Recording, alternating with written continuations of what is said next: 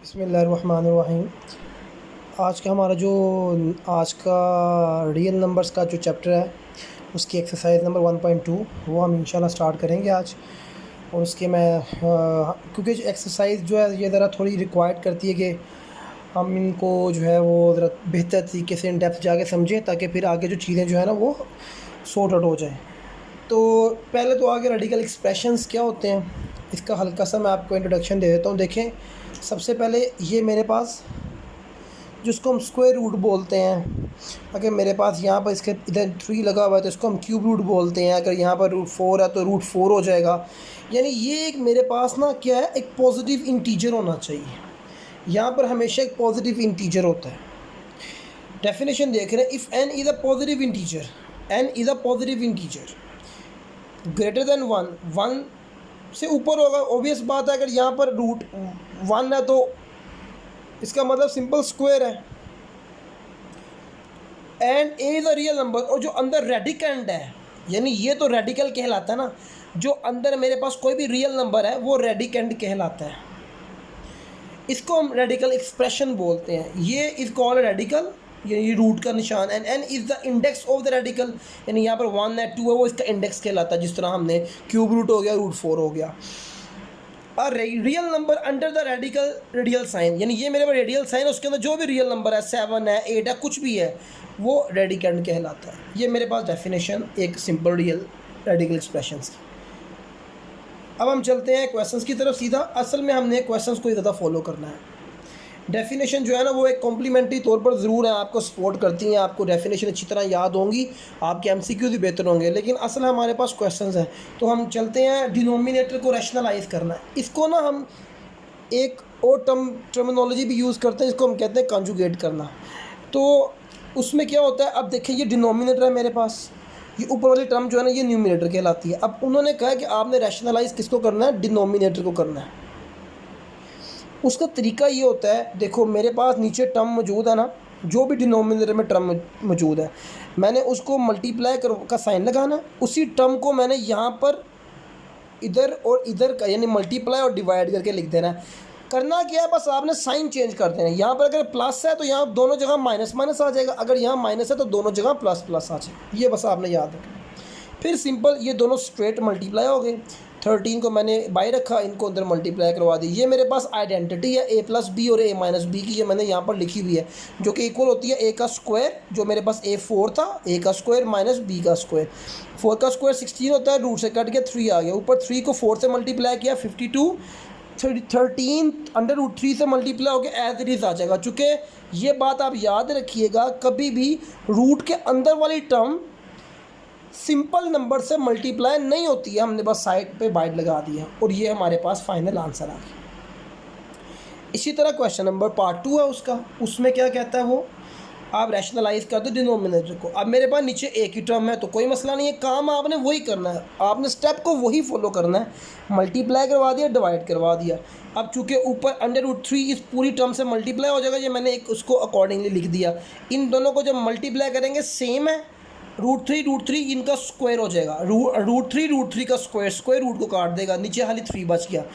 अब ये हम कर सकते हैं, जब ये याद रखिएगा, अगर डिफरेंट रूट हों उसके अंदर डिफरेंट नंबर हो और वो आपस में मल्टीप्लाई हो रहे हों तो हम उसको मल्टीप्लाई कर सकते हैं। तो इसी तरह मैंने इसको इससे मल्टीप्लाई किया तो 6 आ गया, इसको इससे मल्टीप्लाई किया तो अंदर 15 आ गया। ये हमारे पास फाइनल आंसर आ गया। उम्मीद है क्वेश्चन आपको समझ लग रही है। उसके बाद नेक्स्ट पार्ट आ गया, एग्जैक्टली वही पैटर्न।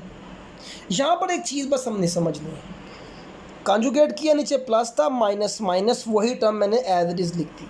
अब आप ज़रा गौर से देखें, वो क्या चीज़ गौर से देखनी है, यहाँ पर दोनों टर्म सेम भी हैं और साइन भी सेम है दोनों के, माइनस और माइनस। याद रखिए जब कभी ऐसा हो जाए कि दो टर्म मल्टीप्लाई हो रही हो और वो एग्जैक्टली सेम हो, उनके साइन भी सेम हो, तो वो होल का स्क्वायर बन जाता है। इस पूरी टर्म को मैंने बंद कर दिया, 6 - 4 अंडर रूट 2 होल का स्क्वायर। नीचे वही आइडेंटिटी फॉलो कर ली, a का square plus minus minus b का स्क्वायर। फार्मूला खोल दो, a square plus b square minus फार्मूले का 2a 6 है, b 4 रूट 2। नीचे 6 का स्क्वायर 36 आ गया। अब ये बात आप देखें, ये जो 4√2 है ना, इसका स्क्वायर ये दोनों को मिला हुआ अंदर जितनी भी टर्म है। 4 का स्क्वायर आ गया 16, रूट से कट गया तो मेरे पास 2 आ गया। 6 का स्क्वायर 36, यहाँ भी वही वाला काम करना है। 4 का स्क्वायर 16, रूट से ये कट गया तो 2 खाली बच गया। ये अंदर डायरेक्ट मल्टीप्लाई हो गए। अब आप देख ले क्या आया हमारे पास आंसर, 6 2 द 12 और ये मैंने आगे कर दिया। फिर 36, 12 4 द 48, ये वैसे ही आ गया 32। सोल्व किया तो हमारे पास फाइनल आंसर ये आ जाए। नेक्स्ट क्वेश्चन की तरफ बढ़ते हैं। तो नेक्स्ट क्वेश्चन हमारा ये है, बेसिकली कुछ पार्ट मैंने जो है ना आप लोगों के लिए भी छोड़े हैं। आप लोगों ने कोशिश करनी है कि मैथ के अंदर असूल ही यही है, जितना गुड़ डालो उतना मीठा है। अब अपनी कोशिश करते रहेंगे, इंशाल्लाह ताला आपको क्वेश्चंस जो है ना वो आपकी ग्रिप में आते रहेंगे। बाकी आपको कंटेंट बिल्कुल साथ साथ मिलता रहेगा। और मैं जब भी क्वेश्चंस करवा रहा होता तो मेरी पूरी कोशिश होती है कि मैं वो वाले क्वेश्चन को लाजमी करवाऊं कि जो बच्चों के अंदर जो है ना, जो यानी जिनको सोल्व करते हुए आपको थोड़ा सा मसला हो सकता है, और जो क्वेश्चन बिल्कुल स्ट्रेट फॉरवर्ड है वो मैं छोड़ देता हूं। तो होना भी यही चाहिए, और अमूमी तौर पे टीचर करते भी इसी तरह ही हैं। लेकिन ज़्यादातर ये होता है कि टीचर एक आधा क्वेश्चन करवा के पूरी एक्सरसाइज छोड़ देते हैं। मैं इस तरीके को दुरुस्त नहीं समझता। आपको कम से कम क्वेश्चन एक्सरसाइज के जो मेजर क्वेश्चन है वो करवाने चाहिए। ये देखिए बिल्कुल सेम पैटर्न है, वही डिनोमिनेटर का स्क्वायर वही रेशनलाइज करना था, दोनों के साइन चेंज किए, ये मल्टीप्लाई हो गया, नीचे आइडेंटिटी बन गया। ये इससे अब देखिए यहाँ पर 4 इसके साथ कुछ नहीं है तो 1 तो है ना। देखें ये इस तरह होता है, देखें अगर लिखा है √7 तो आप समझ लें यहाँ पर कुछ नहीं है तो 1 तो है ना। तो 4 1 से मल्टीप्लाई हुआ तो 4 तो ऐसे ही आ गया। 6 3 21। इसी तरह 4 1 से मल्टीप्लाई हुआ तो 4 आ गया, यानी इसके साथ जो 1 होगा, और 15। बाकी हमने इसको सॉल्व किया तो हमारा ये आंसर आ गया। तो ये यूँ हमारा क्वेश्चन नंबर 1 जो है ना वो कंप्लीट हो गया। अब हम बढ़ते हैं अपने नेक्स्ट क्वेश्चन की तरफ, सिंप्लीफिकेशन। देखिए यहाँ पर भी हर एक का इन क्वेश्चन को सॉल्व करने के डिफरेंट मेथड्स हैं। याद रखिए अलजेब्रिक इक्वेशंस को, अलजेब्रिक एक्सप्रेशंस को सॉल्व करने के डिफरेंट मेथड का मतलब ये नहीं कि कोई नया फार्मूला लग जाएगा। मेथड का मतलब ये है कि हर टीचर जो है या जो भी इस क्वेश्चन को सॉल्व करने वाला है वो क्वेश्चन को अपनी साइकी के मुताबिक लेके चलता है। अभी मैं कुछ क्वेश्चंस के बारे में आपको बताऊंगा। यहाँ तो स्ट्रेट फॉरवर्ड नज़र आ रहा है, 3 की पावर 4 81 होता है, 2 की पावर 4 16 होता है। बाहर मेरे पास ये पावर वैसे ही मैंने लगा दी। फिर मैंने कहा कि देखो ये जो बाहर पावर है ना, ये इसको भी मिली हुई है, ये बाहर पावर इसको भी मिली हुई है। तो मैंने दोनों को पावर को डिस्ट्रीब्यूट कर दिया। ये हमारे पास प्रॉपर्टीज है, पीछे लॉज है ना, यानी हमारे पास बाकायदा लॉज हैं रैशनल एक्सप्रेशंस के, वो सारे मैं क्वेश्चन के अंदर अप्लाई कर रहा हूँ। तो इसलिए वो जब आप क्वेश्चन में सोल्व कर लेंगे ना तो वो लॉज ऑटोमेटिकली आपके कवर्ड हो जाएंगे। तो ये 4 4 से कट गया, 3 की पावर -2 इधर नीचे भी 4 4 से कट गया, ये मेरे पास आ गई। माइनस का 3 से कट गया, ये माइनस से कट गया। और 3 का क्यूब होता है 27 और 2 का क्यूब होता है 8। याद रखिएगा कि आपने ना ये पावर्स नहीं काटनी है। वैसे अगर हम उसको देखें तो अमूमी तौर के ऊपर जो है ना वो, अगर हमारे पास बेसिस सेम होती ना, बेसिस सेम होती तब हम पावर्स को काट सकते थे। यहाँ पर बेसिस डिफरेंट है, ये बेस 3 है, ये बेस 2 है, तो ये हमारे पास फाइनल आंसर आता है। उसके बाद चलते हैं हम नेक्स्ट क्वेश्चंस की तरफ।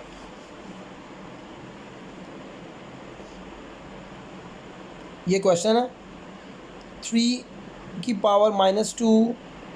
अच्छा यहाँ पर देखें मैंने एक काम क्या किया, अगर मैं चाहता ना तो मैं ये भी कर सकता था कि ये -2 है ना, तो इसको यानी कि हम ना भी करते तो माइनस तब भी कट जाना था, यानी कि 3 का स्क्वायर 9 और 4 का स्क्वायर 16, और उसके बाद जो है ये कट जाने थे माइनस का साइन माइनस के साथ। लेकिन हमने काम क्या किया है, हमने रेसिप्रोकल कर दिया, यानी मैं डिनोमिनेटर को ऊपर ले गया हूँ, न्यूमिनेटर को नीचे ले आऊँ, तो उससे हमारे पास नेगेटिव का साइन रिमूव हो गया। ये भी एक वे है कि आप उससे क्या कर सकते हैं, अपनी पावर का जो नेगेटिव साइन है उसको आपने क्या कर दिया, रेसिप्रोकल कर दिया, डिनोमिनेटर का न्यूमिनेटर, न्यूमिनेटर को डिनोमिनेटर बना दिया, पावर पॉजिटिव होगी। ये देखिए मैंने क्या किया, यहाँ पर डिवीजन का साइन था, मैंने मल्टीप्लाई कर दिया। या हम जानते हैं कि जब आप डिवीजन के बाद मल्टीप्लाई का साइन लगाए तो वहाँ भी काम रेसिप्रोकल हो जाता है। 9 ऊपर चला गया, 4 नीचे आ गया, बकाया 3 मैंने वैसे ही बाहर क्यूब लगा रहने दिया, इसको वैसे लगा दिया। अब ये मेरे पास सारे मल्टीप्लिकेशन हो गई है। अब मैं क्या करूँगा, इसको ओपन करूँगा। 4 का स्क्वायर 16, 3 का स्क्वायर 9, 9 का क्यूब 2 729, 4 का क्यूब 64, ये वैसे ही आ गया। अब बाकी कटिंग हुई है, बाकी कैलकुलेटर का काम है। क्या मैंने किया देखे, मैंने 16 1 द 16, 16 4 द 64, यहाँ 1 बच गया, यहाँ पर 4, 9 1 द 9, 9 81 द 729।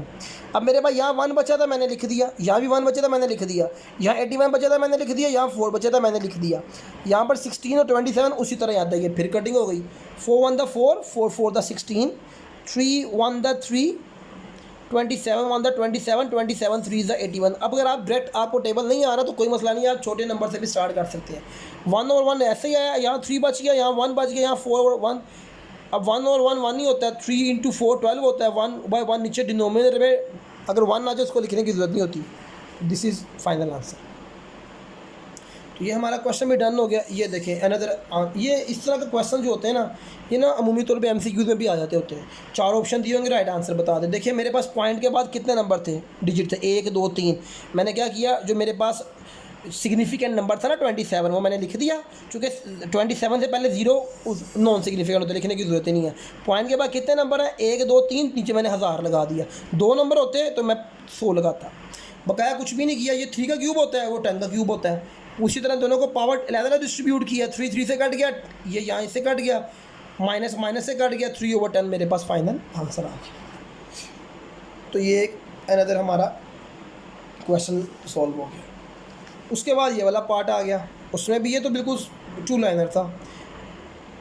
अब हमने यहाँ पर क्या करना, एक और रूल आ गया, जब बेसिस सेम होती है ना, बेसिस का मतलब है यानी x over x, y over y। अब ओवर y 2 है, नीचे फॉर एग्जांपल 3 है, तो ये पावर जो बेसिस सेम है तो ये ऊपर वाला 2 नीचे भी आ सकता है और नीचे वाला 3 ऊपर भी जा सकता है, और बेस को मैं एक दफ़ा लिख दूंगा। यानी इसको मैं ऐसे लिख सकता हूँ, यानी कि मेरे पास ऐसे आ जाए ना, y की पावर 5 ओवर y का क्यू स्क्वायर, तो मैं इसको ऐसे लिख सकता हूँ y की पावर 5 माइनस 2। यानी मैं नीचे बेसिस सेम है तो बेस को एक दफ़ा लिख के तो पावर को प्लस माइनस हम करवा सकते हैं। एग्जैक्टली यही काम यहाँ पर हुआ है। मेरे पास x बेस और कोई नहीं थी, मैंने कहा जी इसको तो एज इट इज़ लिख देता हूँ। मेरे पास y 2 थे, तो मैंने कहा बेस तो सेम हो गई, तो क्यों ना मैं इस नीचे वाले 14 को उठाकर ऊपर लेके माइनस करवा दूँ, चूँकि नीचे ये पॉजिटिव है, तो 21 माइनस 14। इसी तरह z की बेसिस भी सेम आ गई, मैंने माइनस करवा दिया और हमारे पास फाइनल आंसर आ गया। ये बड़ा इंपॉर्टेंट क्वेश्चन है और वेरी इंपॉर्टेंट लॉन्ग क्वेश्चन। इसको आपने बड़ा अच्छा, इसको सॉल्व करने के मल्टीपल मेथड्स हैं, हर कोई अपने अपने अंदाज में करता है इसको सॉल्व। क्योंकि जो हमारी प्रीवियस बुक थी ना 9th क्लास की, जो पहले चलती रही है, उसमें इस काइंड का क्वेश्चन था, लेकिन वो थोड़ा सा डिफरेंट था, ये थोड़ा डिफरेंट आया। अदरवाइज़ जिसको अलजबरा आता है उसके लिए कोई डिफरेंट नहीं है, उसके लिए सिंप्लीफिकेशन है। देखो मेरे पास ये क्वेश्चन मौजूद था, मैंने सबसे पहले कहा कि यार देखो जो जो पावर्स बनते हैं ना नंबर, उनको तो पावर्स बनाओ। 5 वैसे ही आ गया। अच्छा ये जो निशान है डॉट का, ये डेसिमल नहीं है, याद रखिएगा, ये इंटू है। 5 जैसे कहते हैं ना 7 इंटू 10, 7 इंटू 9, 7 इंटू 2, तो ये वो वाला इंटू, ये मल्टीप्लिकेशन का है। ये वैसे ही आ गया, ये 25 था, मैंने 5 का स्क्वायर कर दिया, n+1 वैसे ही लगा दिया, इस 25 को भी 5 का स्क्वायर कर दिया, और ये बाई 5 की पावर 2n थी, मैंने इसके ऊपर पावर करके इसको ब्रैकेट में ले आया। नीचे मेरे पास वैसे ही आ गया, यहाँ पर 25 था, 5 का स्क्वायर कर दिया और n+1 वैसे ही आ गई। अगले स्टेप में मैंने थोड़ी और सिंप्लीफिकेशन ये की, ये जो मेरे पास 5 का स्क्वायर था ना, इसको ये बाई n+1 दोनों से मल्टीप्लाई हो रहा था, तो मैंने 2 को n से मल्टीप्लाई करवाया, 2n आ गया, प्लस 2 को 1 से मल्टीप्लाई करवाया तो 2 आ गया। ये वैसे ही आ गया, इधर नीचे ये भी वैसे ही आ गया, और यहाँ पर भी 2n से मल्टीप्लाई हुआ, 2n हो गया, 2 1 से मल्टीप्लाई हुआ, 2 हो। अब वो जो मैं पीछे कह रहा था कि बेसिस सेम हो तो पावरें प्लस माइनस भी हो जाती हैं, बेसिस सेम हो तो पावर्स ऐड भी हो जाती हैं। अब देखिए मेरे पास ये 5 की पावर कुछ नहीं है ना, इसके ऊपर 1 तो है ना, तो ये मेरे पास बेसिस सेम थी, ये 5 और ये 5, ये दोनों की बेस सेम है, तो मैंने इनकी पावर्स को ऐड कर दिया। देखो 1 + 2n + 2, इसी तरह ये दोनों की बेसिस भी सेम थी, मैंने पावर्स को ऐड कर दिया 2, और बेसिस जब सेम हो तो बेस को एक दफ़ा ही लिखते हैं, ये याद रखिएगा। ये दोनों बेसिस थी ना, इसको एक दफ़ा लिखा 2 + 2n। इसी तरह ये भी 1 है तो यहाँ भी ऐड कर दिया और यहाँ पर भी ऐड कर, ये तो ऑलरेडी उसी तरह था ना। अब नेक्स्ट स्टेप में करना क्या है, नेक्स्ट स्टेप के अंदर हमने एक मिनट, नेक्स्ट स्टेप के अंदर ये देखो, ये 2n वैसे ही आ गया और उसके बाद इन दोनों को ऐड किया 1 + 2 तो 3 हो गया मेरे पास। बाकियों को भी इसी तरह हमने ऐडिंग करने के बाद मेरे पास ये वाला ये स्टेप आ जाएगा। ऐडिंग किया है बस, कुछ भी नहीं किया। देखो 2n + 4 कहाँ से आया, अब ये मैं आपको बता देता हूँ कहाँ से आया है। ये देखो 2n वैसे आ गया, 1 में 3 ऐड किया तो 4 आ गया। तो बस ये स्टेप जो है ना ये पीछे से हमारे पास आ गया। उसके बाद मैंने ये यहाँ पर काम सिर्फ समझने की है। देखो मेरे पास अब यहाँ पर आ गया है 5 की पावर 2n + 3, 5 की पावर 2n + 2। अब इनमें कॉमन क्या है, देखो 2n + 3 और 2n + 2, 2n + 3 में 2n + 2 तो मौजूद है ना। तो मैंने कहा कि ये दोनों में ना, इन दोनों में क्या कॉमन है, इन दोनों में 2n + 2 कॉमन है। तो मैंने 2n + 2 को बाहर लिख दिया। अब इसके पास 5 की पावर 2n कॉमन चला गया था, बट 1 बच गया था। 1 कैसे बचा था, क्योंकि इसके बाद 3 था तो एक 5 बच गया। ये तो पूरा ही बाहर कॉमन चला गया था ना, इसकी जगह पीछे खाली 1 बच गया। इसी तरह यहाँ पर भी 2n + 2 कॉमन था, वो कर लिया। देखो यहाँ पर अब 2n + 4 था तो यहाँ पर 2 बचे हैं, वहाँ पर 3 था, वहाँ पर 1 बच गया। ये कट गए। ऊपर 5 की पावर 1 5 ही होता है, -1 4 आ गया। 5 का स्क्वायर 25 होता है, -1 6 24 आ गया। तो 1/6 मेरे पास फाइनल आंसर आ गया। तो ये आपको उम्मीद है क्वेश्चन ये अच्छी तरह समझ लगा होगा। नहीं समझ लगा तो आपने लाजमी इसमें जो क्यूरी है वो डिस्कस लाजमी करनी है, और आप एक दफ़ा जाकर इसको रिवाइंड करके भी देखेंगे तो इंशाल्लाह ताला आपको कोई इसमें क्यूरी नज़र नहीं आएगी। अनदर क्वेश्चन, 64 की पावर 2/3 डिवाइडेड बाय 9 का पावर -3/2। तो मैंने क्या किया, 4 का क्यूब 64 होता है और मैंने बाय -2/3 लिख दिया। यहाँ पर 3 का स्क्वायर। अब आप ज़रा गौर से देखें, मैंने ना इसको काटना था 3 को, यहाँ मैंने 2 को काटना था। तो मैंने 4 का क्यूब लिया तो ये 3 से कट गया और 5 की पावर -2 बच गया। यहाँ पर मैंने 3 का स्क्वायर लिया, 2 से कट गया और -3 बच गया। यहाँ पर मैंने क्या किया, इसको मैं नीचे ले गया। ये पावर को जब हमने पॉजिटिव करना हो ना, अगर नीचे नेगेटिव है तो ऊपर जाके पॉजिटिव हो जाएगी, ऊपर पॉजिटिव नेगेटिव है तो नीचे जाके पॉजिटिव हो जाएगी। रेसिप्रोकल किया, देखो ना इसके नीचे कुछ नहीं था, 1 था। तो जब रेसिप्रोकल किया तो 1 ऊपर चला गया और ये 3 का क्यूब नीचे आके पॉजिटिव हो गया। उसके बाद ये मेरे पास बस आंसर आ गया। 4 का स्क्वायर 16 होता है, 3 का क्यूब 27 होता है, तो 1/4 32 मेरा आंसर हो गया। उम्मीद है ये क्वेश्चन भी हमारा जो है ना वो कवर्ड हो गया हो। अगला क्वेश्चन की तरफ बढ़ते हैं हम।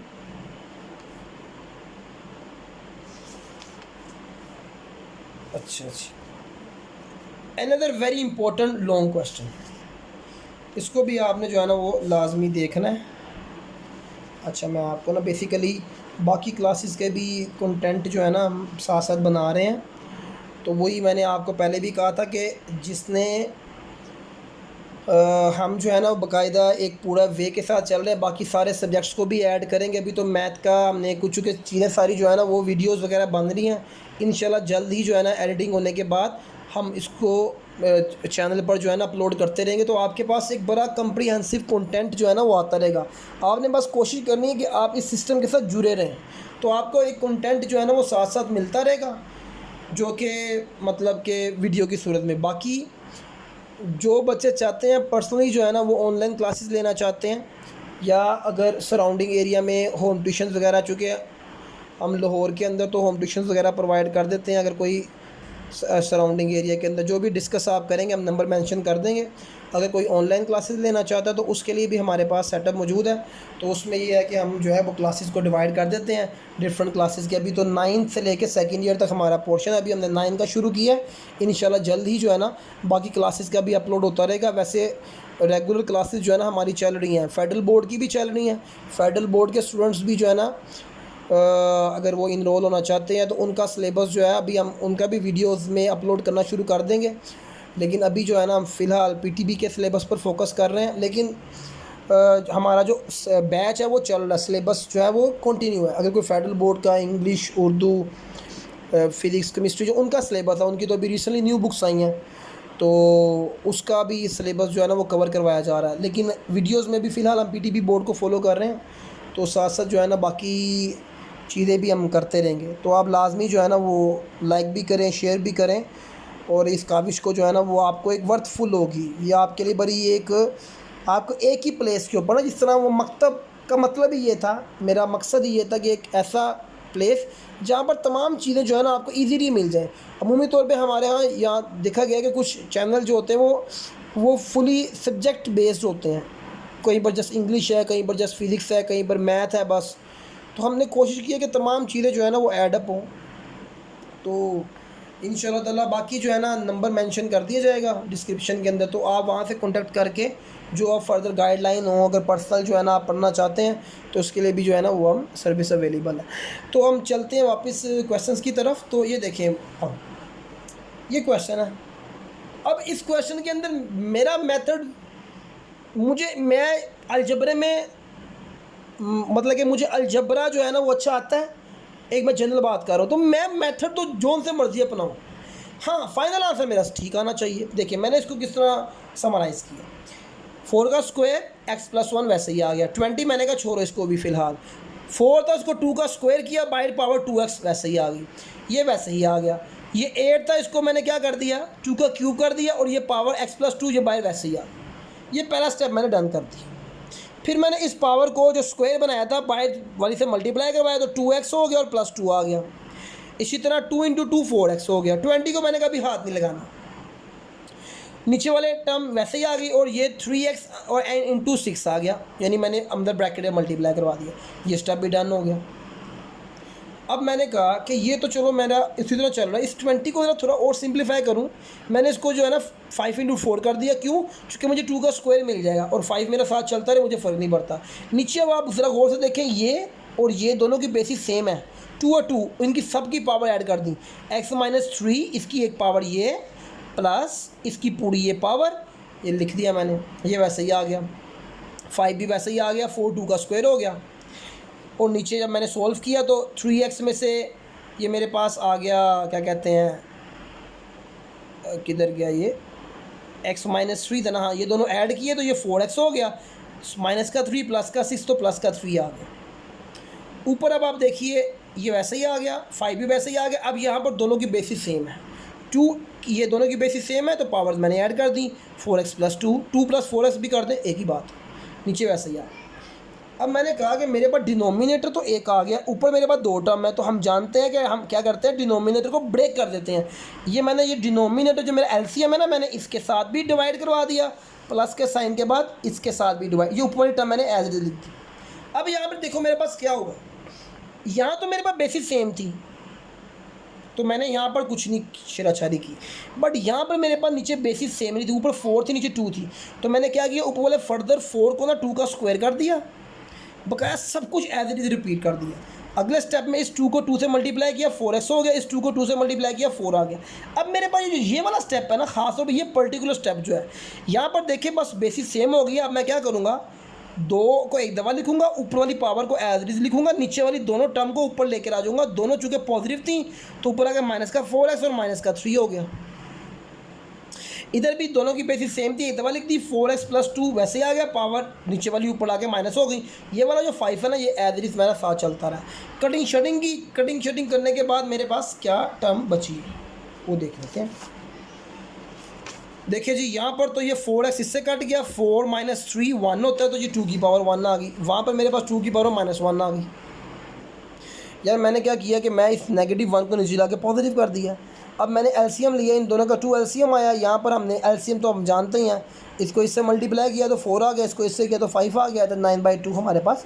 वेरी इंपॉर्टेंट क्वेश्चन, इसको आपने ज़रा फोकस होकर देखना। अनदर क्वेश्चन स्ट्रेट फॉरवर्ड, 3 की पावर n, इस n को, इस 9 को 3 का स्क्वायर किया, और ये n+1 मेरे पास वैसे ही आ गया।